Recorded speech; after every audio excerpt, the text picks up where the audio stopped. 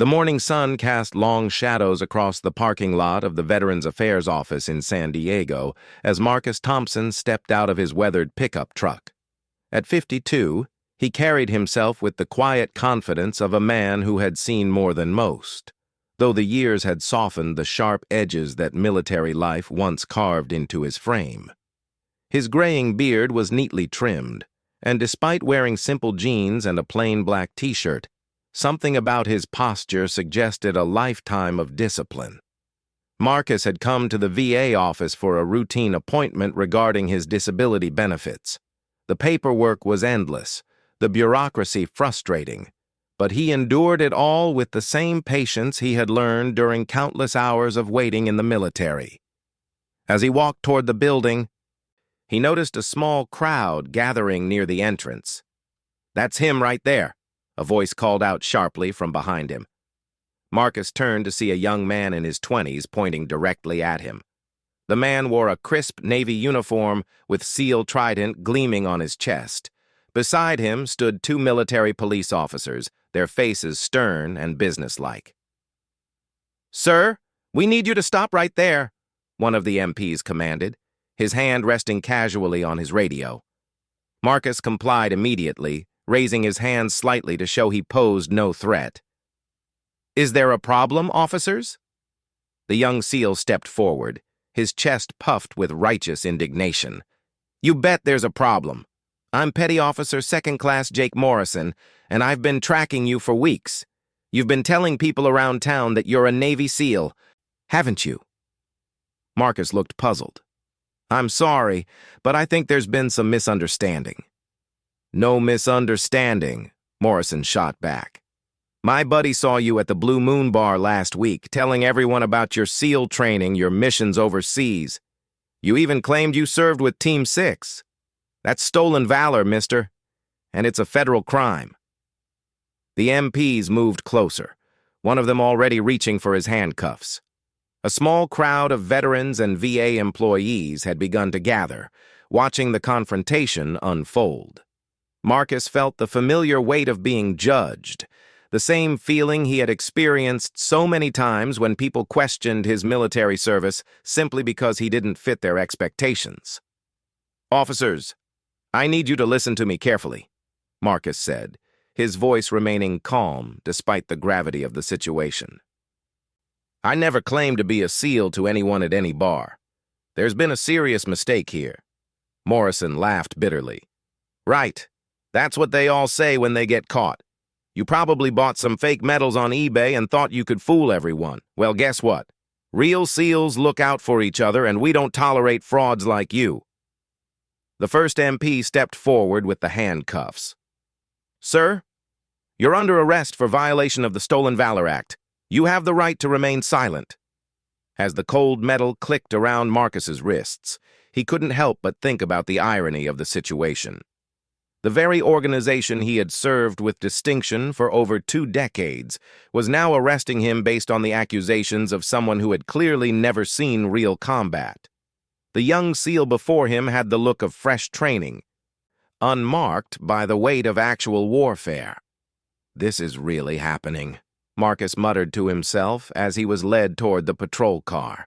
Morrison followed closely, still running his mouth. "You disgust me, you know that? While real warriors are out there putting their lives on the line, you're sitting in bars pretending to be something you're not. How many free drinks did you get with your fake stories? How many women were impressed by your phony heroics?" Marcus remained silent, knowing that anything he said would only make the situation worse. As they reached the patrol car, one of the MPs opened the rear door and guided him inside. Through the window, he could see more people gathering, some taking pictures with their phones. The story would probably be all over social media within the hour. Another faker caught red-handed. The drive to the military police station was conducted in tense silence. Marcus stared out the window at the familiar streets of San Diego, a city where he had spent so many years of his life. He thought about his wife, Sarah, who would be horrified when she learned of his arrest. He thought about his 2 children, both adults now, who might see their father's name dragged through the mud in the news.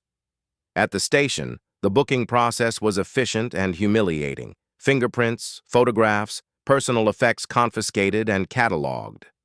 Marcus answered the questions put to him with simple, direct responses, offering no resistance and no elaboration. The desk sergeant was professional but clearly disapproving, treating him like just another attention-seeking fraud. "You'll be held pending a preliminary hearing," the sergeant informed him. "The investigating officer will want to speak with you shortly." Marcus was placed in a small holding cell, its concrete walls painted an institutional green that reminded him of dozens of military facilities he had known over the years. He sat on the narrow metal bench and tried to process what had just happened to him. The irony was almost too much to bear. Here he was, a man who had given the best years of his life to his country, being treated like a common criminal because of a misunderstanding. He had never been one to boast about his service, never been the type to wear his achievements on his sleeve.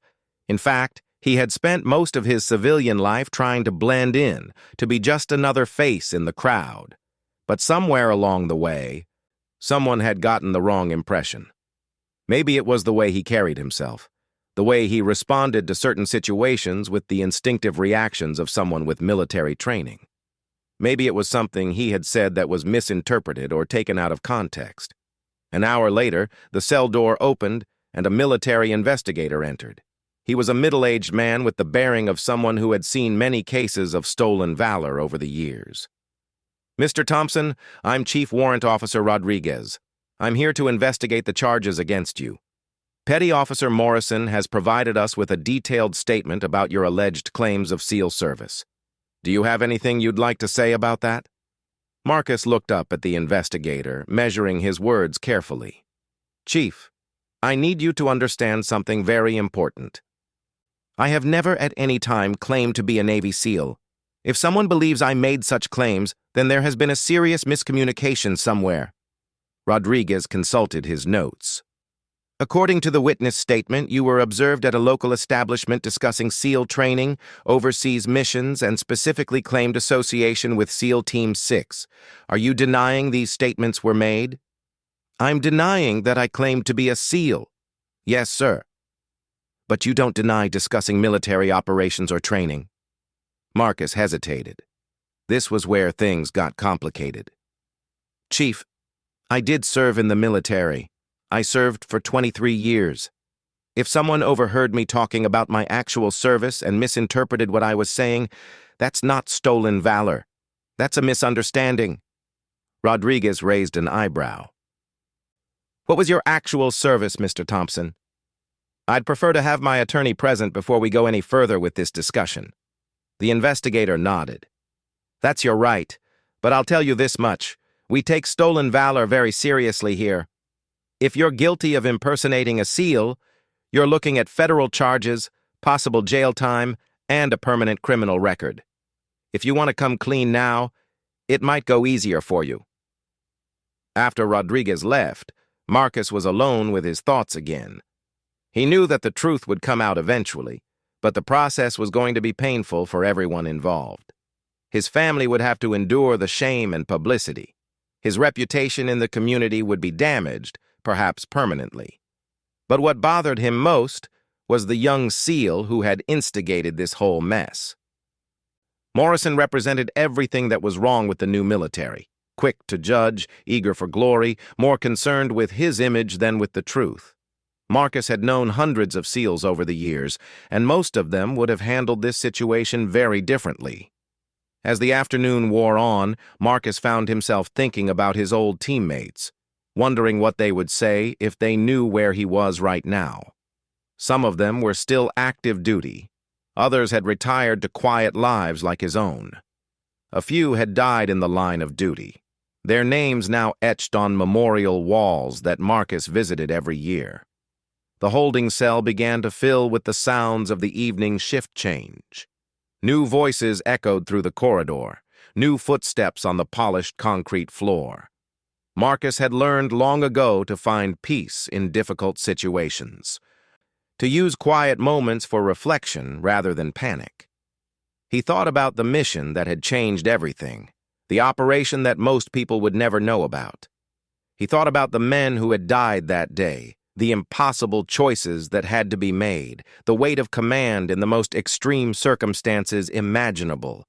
These were not the kinds of stories you told in bars to impress strangers. These were the kinds of memories that woke you up in the middle of the night, sweating and gasping for breath. They were the reasons why so many veterans struggled to readjust to civilian life, why the simple act of grocery shopping could sometimes feel more stressful than a combat mission. As night fell over the military police station, Marcus Thompson sat in his cell and waited for tomorrow. He knew that when the truth finally came out, it would shock everyone involved. But he also knew that some truths were worth waiting for, no matter how long the wait might be. The young SEAL who had caused all this trouble was probably at home right now, feeling proud of himself for catching another faker. He had no idea that he had just arrested one of the most decorated and respected warriors in modern military history. But tomorrow would bring new revelations, and with them, a reckoning that none of them were prepared for. The next morning brought a flurry of activity to the military police station. Word of the stolen valor arrest had spread quickly through the local military community, and Chief Warrant Officer Rodriguez found his desk piled high with paperwork and phone calls from superiors wanting updates on the case. Marcus Thompson had spent a restless night in the holding cell, but his demeanor remained calm and dignified when Rodriguez returned to interview him again. This time, he was accompanied by a public defender, a young woman named Lisa Chen, who specialized in military cases. "My client is prepared to cooperate fully," Chen announced as they settled into the small interview room. "But we want to make it clear from the start that Mr. Thompson has never claimed to be a Navy SEAL." Rodriguez opened his file and spread several documents across the metal table. "Let's start with the basics, then. Mr. Thompson, what was your actual military service?" Marcus glanced at his attorney, who nodded encouragingly. "I served 23 years in the United States Navy. I enlisted in 1982 and retired in 2005. "What was your rate and final rank?" "I was a special warfare operator, senior chief petty officer."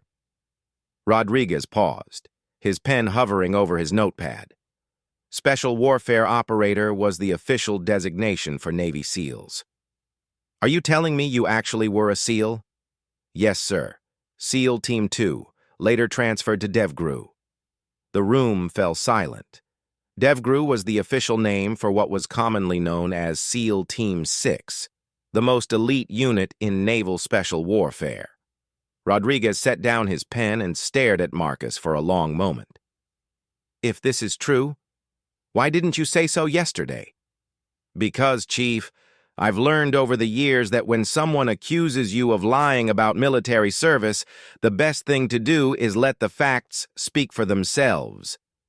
Too many real veterans have been harassed by people who think they know what a warrior is supposed to look like." Lisa Chen pulled out a manila folder. "We've brought documentation to support my client's claims. Here are his DD-214 discharge papers, his service record, and several commendation certificates." Rodriguez examined the documents carefully. The DD-214 was legitimate. He could tell that much immediately.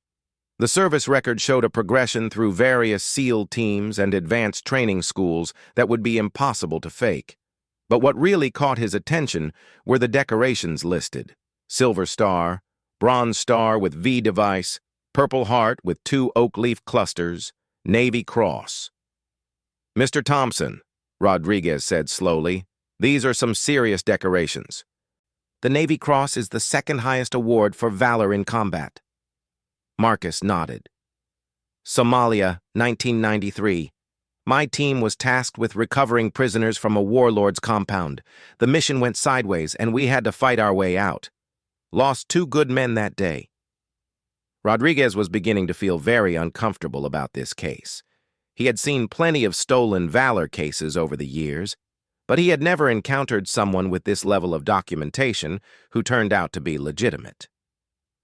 "Chief," Lisa Chen interjected, "I think we need to discuss the circumstances that led to this arrest." My client was accused by a junior petty officer based entirely on hearsay and assumption. No one actually heard him claim to be a SEAL. Rodriguez consulted his notes again. Petty Officer Morrison stated that a reliable witness observed Mr. Prey, Thompson, at a local bar, discussing SEAL operations and claiming service with Team 6. Did anyone ask this witness exactly what was said? Marcus asked. Because I have a pretty good idea what actually happened. Over the next hour, Marcus recounted the evening at the Blue Moon Bar that had apparently led to his arrest. He had been there with his neighbor Tom Williams, who was also a military veteran. Tom had been telling Marcus about his son, who was going through SEAL training at Bud S. Tom was asking me about what his son might expect, Marcus explained. The kid was struggling, and Tom wanted to know if I thought he had what it takes to make it through. I shared some general observations about SEAL training, nothing classified or inappropriate. And the Team 6 reference? Rodriguez asked. Marcus sighed. Tom specifically asked me about his son's dream of joining the most elite unit. I told him that DevGru selects from experienced SEALs, that his son would need to establish himself in the teams first.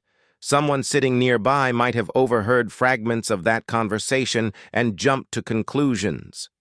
Rodriguez was starting to see how the misunderstanding could have occurred. A civilian overhearing a partial conversation between two veterans might easily misinterpret what was being discussed.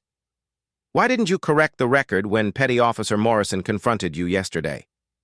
Chief, when someone accuses you of stolen valor, especially in public, anything you say in your own defense sounds like desperation.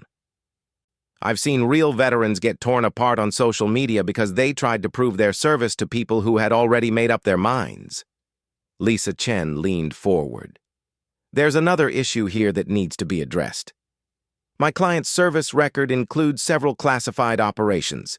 His identity and service details may be protected information that shouldn't be publicly disclosed. This was a complication Rodriguez hadn't considered. If Marcus Thompson had been involved in sensitive operations during his SEAL career, there might be legitimate security reasons for keeping his background quiet. I need to make some phone calls, Rodriguez announced. This interview is suspended pending verification of these documents. After Marcus and his attorney were escorted back to the holding area, Rodriguez immediately contacted the Naval Special Warfare Command. The conversation that followed left him deeply unsettled. Senior Chief Thompson, the voice on the other end of the line said. You arrested Marcus Thompson? Jesus Christ, Chief, do you have any idea who you're holding? That's what I'm trying to find out, sir. Hold on, I need to get my commander on the line. This is way above my pay grade. 20 minutes later, Rodriguez found himself on a conference call with several high-ranking officers, including a full captain who sounded both amused and concerned. Chief Rodriguez, this is Captain Mitchell at NS Dollar Command. I need you to understand something very clearly. Senior Chief Thompson is not just any former SEAL. He's a legend in our community. The man has more confirmed kills than some entire platoons. He was personally decorated by 3 different presidents. Rodriguez felt a sinking sensation in his stomach. Sir, he was arrested based on accusations of stolen valor. We had a witness statement. From who? Some boot who's been in the teams for 5 minutes? Chief, Marcus Thompson was conducting classified operations before most of these kids were born. He's exactly the kind of quiet professional who would never brag about his service, which is probably why some idiot mistook his humility for deception. The captain's tone became more serious. Here's what's going to happen. You're going to release Senior Chief Thompson immediately with a full apology. Then you're going to investigate how this cluster got started in the first place.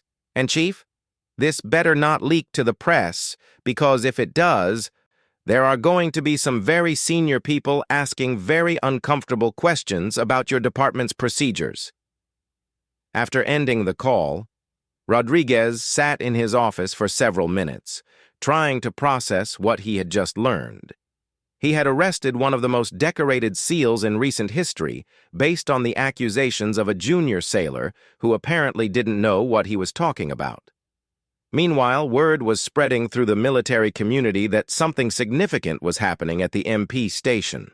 Several senior NCOs had called asking about the arrest, and Rodriguez was starting to understand that Marcus Thompson was known and respected throughout the special operations community. The door to his office opened, and his commanding officer, Lieutenant Colonel Stevens, walked in with a grim expression. "Rodriguez, what the hell is going on here? I just got a call from a Navy admiral asking why we're holding one of their most decorated veterans on bogus charges." "Sir, we acted on credible information suggesting that the suspect was impersonating a SEAL. The witness seemed reliable and—" "The witness is a 22-year-old kid who's been in the Navy for 3 years," Stevens interrupted. "Meanwhile, the man you arrested has a service record that reads like a Tom Clancy novel. Do you understand the magnitude of this screw-up?" Rodriguez nodded miserably. "Yes, sir. I'm processing the release paperwork now." "You better pray to whatever God you believe in that Senior Chief Thompson is understanding about this situation, because if he decides to raise hell about it, there are going to be consequences for everyone involved."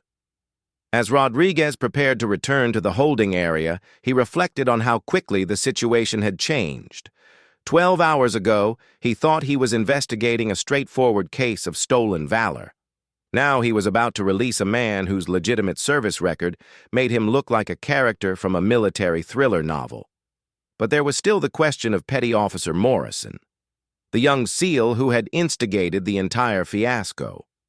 Someone was going to have to explain to him that he had just caused a massive embarrassment for the entire chain of command.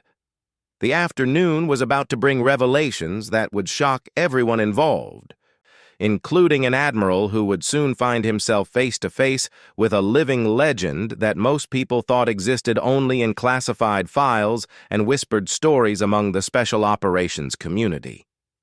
Rodriguez gathered his paperwork and headed for the holding cells, knowing that the next few hours would determine whether this incident became a quiet correction or a career-ending scandal for everyone involved.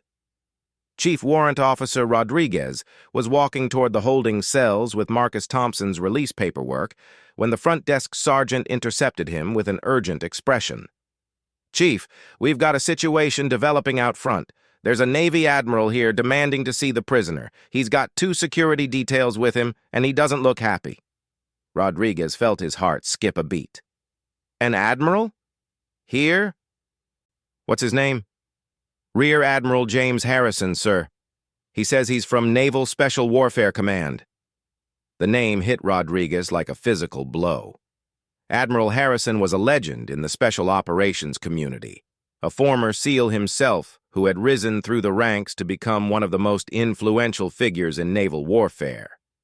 If he had come here personally, this situation was even more serious than Rodriguez had imagined. "Escort him to Conference Room A immediately," Rodriguez ordered, "and get Lieutenant Colonel Stevens down here right now." As the sergeant hurried away, Rodriguez tried to compose himself. He had been dreading this moment since his phone calls earlier, but he hadn't expected it to arrive with such overwhelming force. Admiral Harrison was a man in his early 60s, with silver hair and the bearing of someone accustomed to command. When Rodriguez entered the conference room, the admiral was standing with his back to the door, studying the various plaques and certificates on the wall. "Chief Rodriguez, I presume," the admiral said without turning around. His voice carried the quiet authority that comes from decades of leadership in the most dangerous situations imaginable. "Yes, sir. Admiral, I want to apologize for this entire situation. We're processing Senior Chief Thompson's release right now." Admiral Harrison finally turned to face him, and Rodriguez was struck by the intensity of his gaze. "Chief, do you have any idea who you arrested yesterday?" "Sir, I'm beginning to understand the magnitude of our mistake." "Are you really?" The admiral moved closer, his voice dropping to a conversational tone that somehow seemed more intimidating than shouting. "Let me tell you about Marcus Thompson. In 1993, he led a rescue mission in Somalia that saved the lives of 18 prisoners of war. The operation was so classified that it doesn't officially exist, but it prevented an international incident that could have destabilized the entire region. Rodriguez remained silent, knowing that anything he said would only make things worse. In 1998, the Admiral continued, Senior Chief Thompson spent 46 days behind enemy lines in Kosovo, gathering intelligence that directly led to the capture of 3 war criminals. He was wounded twice during that operation and refused evacuation until the mission was complete. The Admiral paused, letting the weight of his words sink in. In 2001, he was one of the first operators on the ground in Afghanistan. In 2003, he led the team that captured a high-value target whose intelligence prevented a terrorist attack on American soil. The man has more decorations than most generals, and he earned every single one of them in blood. Lieutenant Colonel Stevens entered the room at that moment, slightly out of breath. Admiral Harrison, sir. I'm Lieutenant Colonel Stevens, commanding officer of this installation. Colonel, the Admiral acknowledged with a slight nod. I assume you're here to explain to me how one of our most decorated veterans ended up in a holding cell based on the word of a petty officer who's been in the Navy for less time than some of Thompson's individual deployments. Stevens looked at Rodriguez with an expression that promised a very uncomfortable conversation later. Sir, we're investigating the circumstances that led to this arrest. It appears there was a significant misunderstanding. Misunderstanding? The Admiral's voice rose slightly. Colonel, this wasn't a misunderstanding. This was gross incompetence compounded by a rush to judgment. Senior Chief Thompson has spent the last 2 decades trying to live a quiet life after giving the best years of his life to this country, and your people arrested him like a common criminal. At that moment, the door opened, and Marcus Thompson walked in, accompanied by his attorney and escorted by 2 MPs. He had been released from his cell but was still technically in custody, pending the completion of the paperwork. The effect of his entrance on Admiral Harrison was immediate and dramatic. The Admiral's stern expression softened, and for a moment, he looked like he had seen a ghost. Marcus, the Admiral said quietly. Dear God, what have they done to you? Marcus looked up and recognition dawned in his eyes. Admiral Harrison, I should have known you'd show up eventually. The 2 men embraced briefly, the kind of greeting reserved for warriors who had shared extreme danger and mutual respect. Rodriguez watched in fascination, beginning to understand just how badly he had misjudged the situation. Marcus, I heard about this mess and came as soon as I could. Are you all right? I'm fine, sir. Just a case of mistaken identity that got out of hand. Admiral Harrison turned back to Rodriguez and Stevens, his expression hardening again. Gentlemen, let me make something very clear. You just spent 24 hours treating a national treasure like a common criminal. Senior Chief Thompson has done more for this country than most people will ever know, and he did it without seeking recognition or glory. Sir, Rodriguez interjected, we were acting on what appeared to be credible information. A Navy SEAL reported that Mr. Thompson had been claiming... A Navy SEAL? The Admiral interrupted. Who is this alleged SEAL who made the accusation? Petty Officer 2nd Class Jake Morrison, sir. The Admiral's expression became thunderous. Get him here. Now! 20 minutes later, Jake Morrison stood at attention in the conference room. His earlier confidence completely evaporated. He had clearly been briefed on who Admiral Harrison was, and the young man looked like he wanted to disappear into the floor. Petty Officer Morrison, the Admiral began, his voice deadly calm. You stand accused of making false statements that resulted in the arrest of a senior enlisted leader. Do you understand the gravity of that charge? Yes, sir, Morrison whispered. Look at me when I'm talking to you, sailor. Morrison's head snapped up. Do you see this man?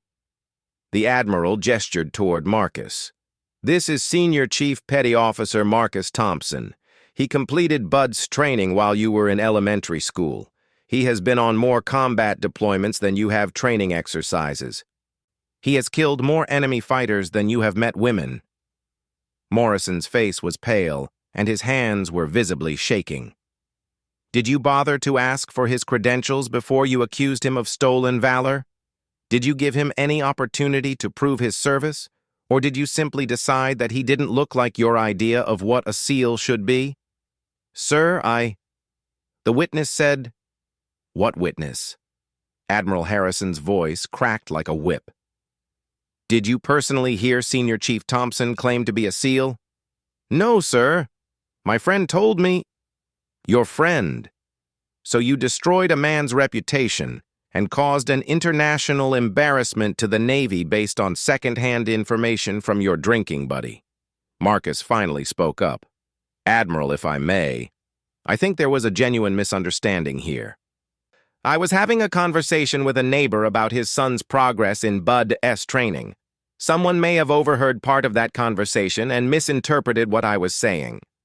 The Admiral looked at Marcus with something approaching amazement. "Even now you're making excuses for this kid." "Sir, he made a mistake. We all make mistakes. The important thing is that we learn from them." Admiral Harrison studied Marcus for a long moment, then turned back to Morrison. "Petty officer, you are looking at one of the finest men I have ever had the privilege to know.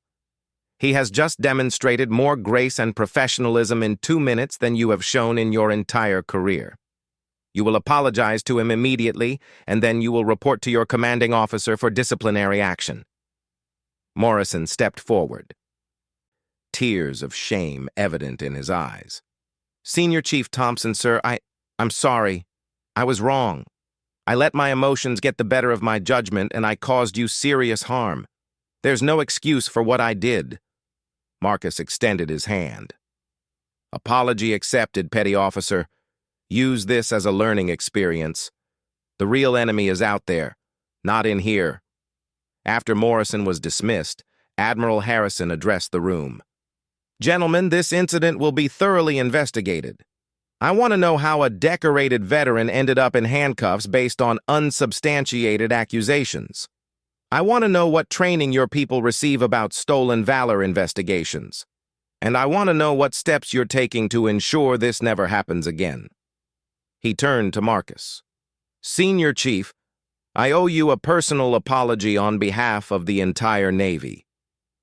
This should never have happened to you. Admiral, with respect, this isn't about me.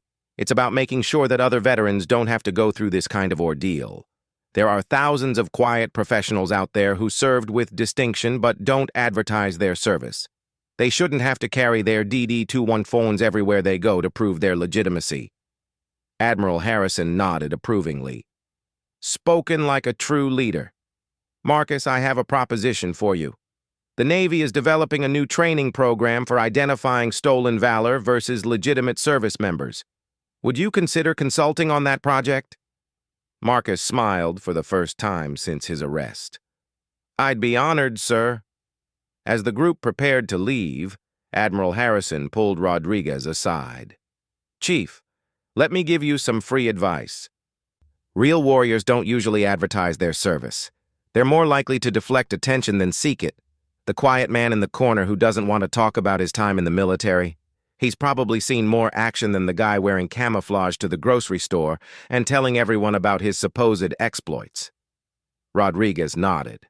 "I understand, sir. This has been a learning experience for all of us." "See that it is." As Marcus Thompson walked out of the military police station, a free man, he was accompanied by one of the most senior admirals in the Navy. The contrast was not lost on the gathering crowd of military personnel and civilians who had heard about the incident. Later that evening, Marcus sat in his backyard with his wife, Sarah, finally able to laugh about the entire ordeal. The story would become legendary within the special operations community, but for Marcus, it was just another reminder of why he preferred his quiet civilian life. The young SEAL who had caused all the trouble would go on to have a distinguished career, carrying with him the lesson that judgment should always be tempered with humility, and Admiral Harrison would ensure that new training protocols were implemented to prevent similar incidents in the future. But for Marcus Thompson, the most important outcome was the confirmation that his country still honored the service of its quiet heroes, even when they chose to fade into the background rather than seek the spotlight. He had spent decades in the shadows, protecting others from threats they would never know existed. Now, in his retirement, he was content to remain in those shadows, secure in the knowledge that when it mattered most, the truth had prevailed over prejudice and assumption. The legend would continue to live quietly among them, unrecognized by most, but deeply respected by those who truly understood the meaning of service.